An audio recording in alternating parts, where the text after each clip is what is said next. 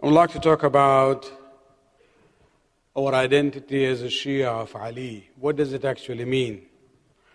There are many sayings from the Imams on this issue, but I would like to share with you one statement from Amir al-Mu'minin Ali bin Abi Talib alayhi salatu wasalam, in which he is addressing his son Muhammad Hanafiya. Although it is a conversation between the father and the son, but the fact that it has become a common knowledge, it has been narrated. Obviously, it was, a conversation which took place in a public space where others heard about it and they have narrated. This shows that although Ali was talking to Muhammad Hanafiya, but the content was not only for his physical son. He also wanted to include his spiritual children. And this is where, all Shias, in a way, are included in that. Where he says, talks about some of the important issues, where he says, Ya bunayya, la sharafa a'la min al-Islam. The very first thing, he says, oh my son, if you're looking for honor, sharafa, remember there is nothing more worthier and important than Islam. Islam is a favor that Allah subhanahu wa ta'ala has given to us. And this is actually in one of the ayat of Quran where Allah subhanahu wa ta'ala says that He has favored you by raising a prophet from among you. And this is where we see that, it is His minnat and ihsan and His favor on us that He has made us Muslims. And so this is the biggest of sharaf or honor that a person should think of himself or herself. Number two, so all other identities become secondary. We do not totally deny it. We do not totally say they have no value at all. But Islam is the main thing as far as the identity is concerned. وَلَا كَرَمَ أَعْظَمْ مِنَ التَّقْوَى. And there is no greater nobility or perspective in a human life more important than his taqwa. Righteousness. This consciousness of being aware of Allah's presence in our life all the time. That is the meaning of taqwa.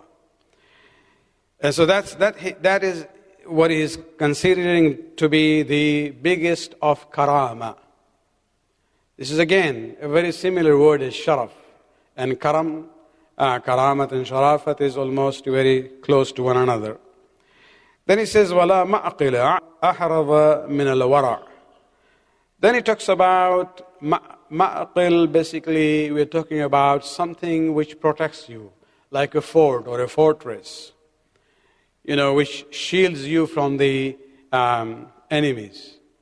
But this is not being used here in the physical sense, because he is saying that there is no stronger fortress for you than a wara'. And what is a wara'?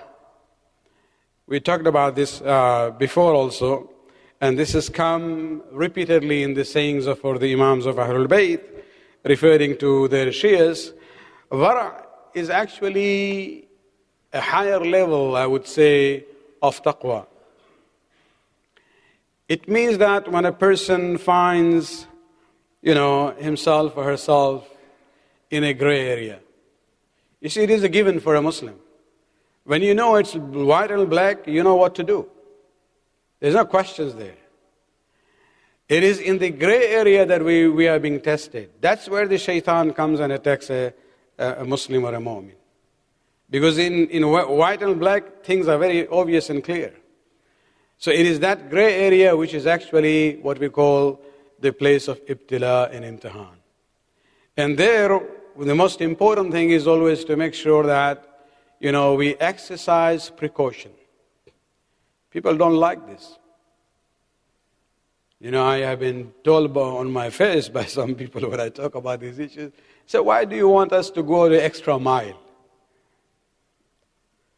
And as I said before, if you're just doing for minimum here, you will get the minimum there. It's not a good bargain. When I say extra mile, you get extra over there. And shaitan is there. He doesn't look at the black and white area. He knows, what is right, what is wrong.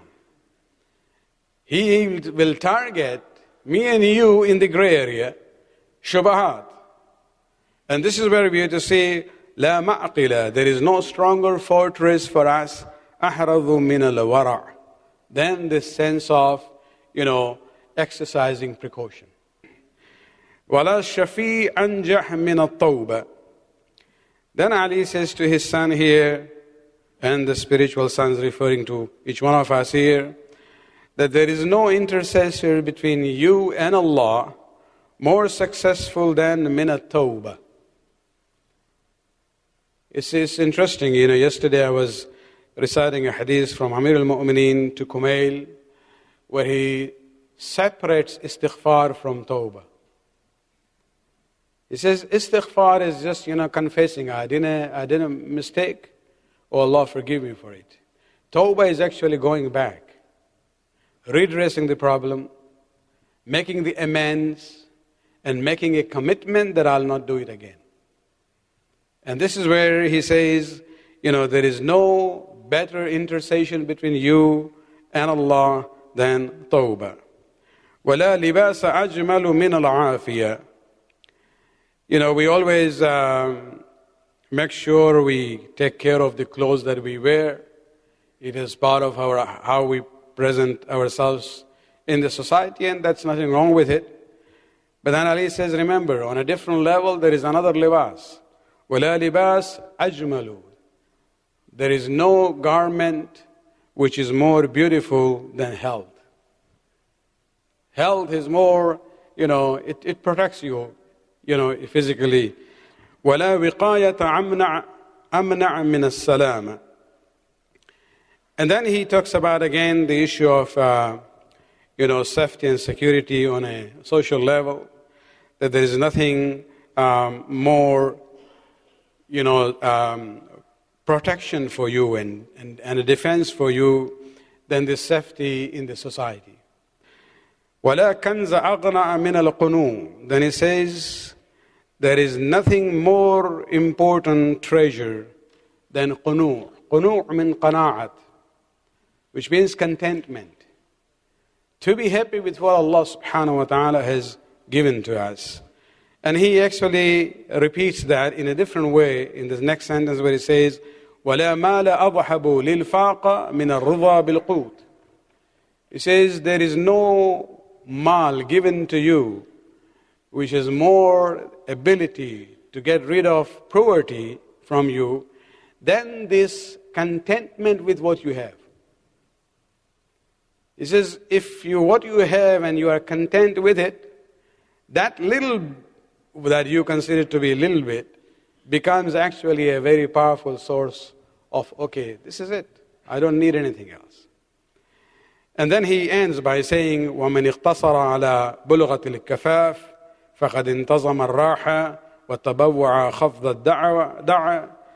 He says, whoever basically lives within his own means, is contentment with what he or she has, they have then prepared for themselves, a comfortable life without going into more hardship. And then he relates this to two things. الْحِرْصُ دَاعٍ إِلَى تَقَحُّمِ فِي الذُّنُوبِ. Remember greed. Contentment is one side, opposite of that is hirs. And that hirs, which pulls an individual for more and more and more, and when the pull is stronger, then the person doesn't really respect the bounds of what is halal and what is haram. And that is where Ali says that hirs is the one which pushes you towards committing sins, and the best way to deal with that is as-sabr. To have this strong power within ourselves, which is known as sabr, determination on, forbearing the situation, having patience in situation, and not giving into the greed. And this is where he says, عَوِّدْ نَفْسَكَ الصَّبْرِ فَنِعْمَ الْخُلْقِ الصَّبْرِ. And therefore, train yourself. عَوِّدْ, عَادَت. Train yourself. Make it a habit to learn this power of sabr, because this is the foundation of akhlaq.